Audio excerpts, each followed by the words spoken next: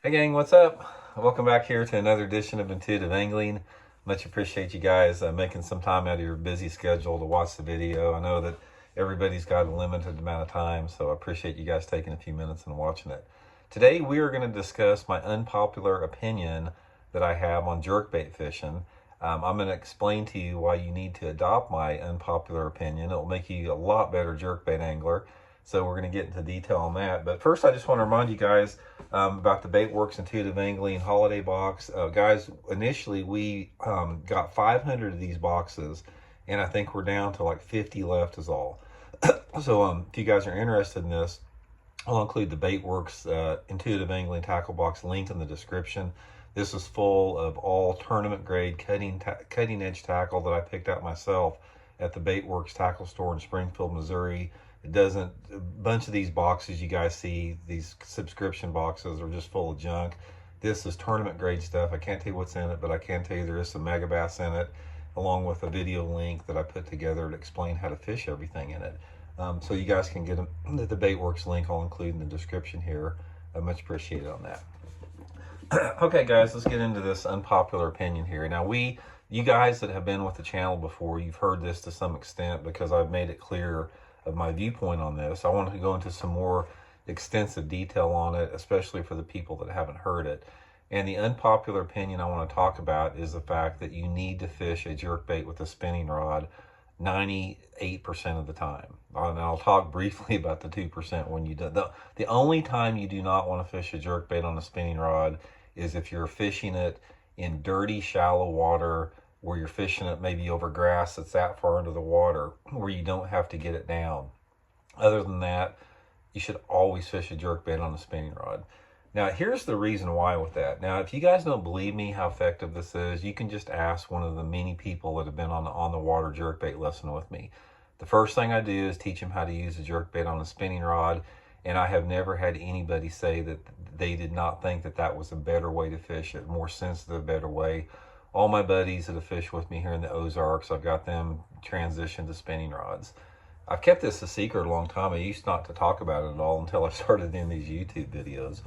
But here's the reason why. And you're going to, first of all, before I get into this, you're going to say to me, Randy, that's a bunch of crap. You know, look how good Tank Cherry is and all those other guys with jerk baits, and they use bait casters all the time.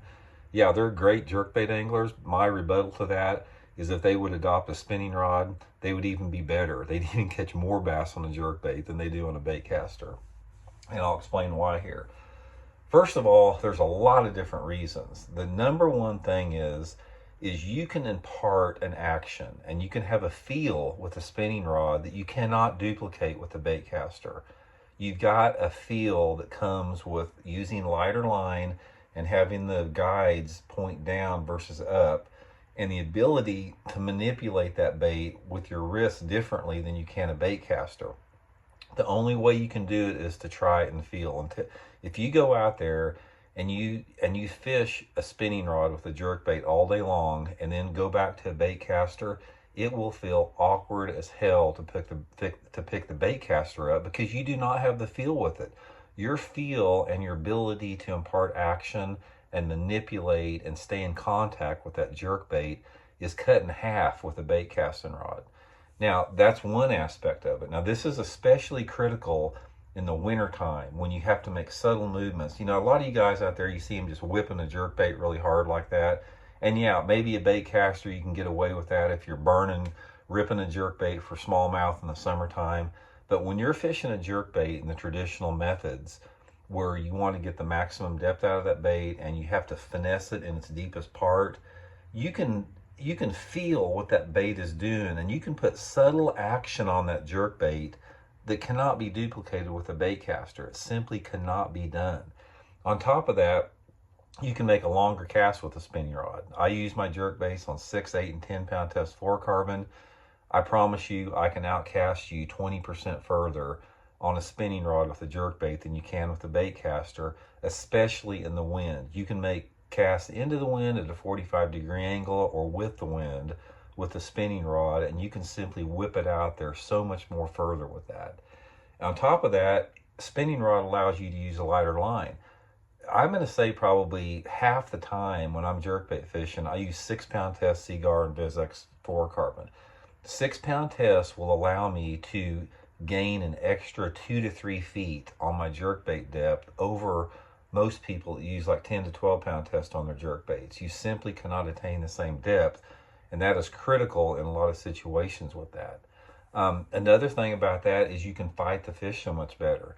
You guys know that I back reel 100% of the time, and a spinning rod, the action that comes on a spinning rod, I use the 6-foot 11-inch Megabass whip snake. It's a medium action rod, and that combination of that medium action rod and the ability to back reel with the spinning reel, even if those bass are hooked by one barb, I can finesse them out and I can play them out by back reeling and have that softer tip, and I hardly ever lose any out there, guys.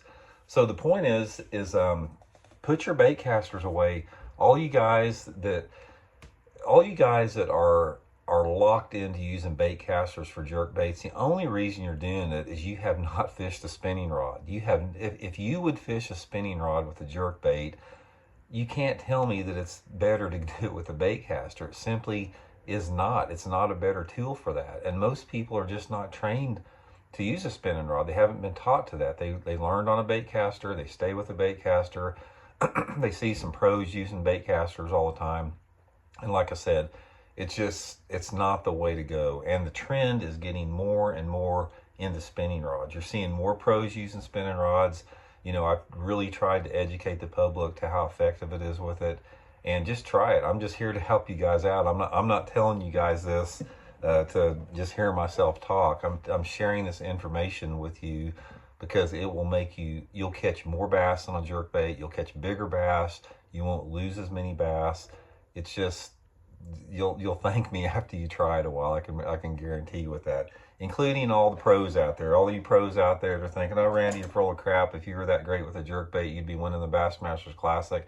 That's not the point. It isn't about me. It's about maximizing the efficiency on the water, using the right tools for the job, and that's the best tool for a jerkbait. So it's going to help you guys out, guys. I know, I have no doubt about it. You guys will just have a lot better success with it. So thanks for tuning in. We'll talk later.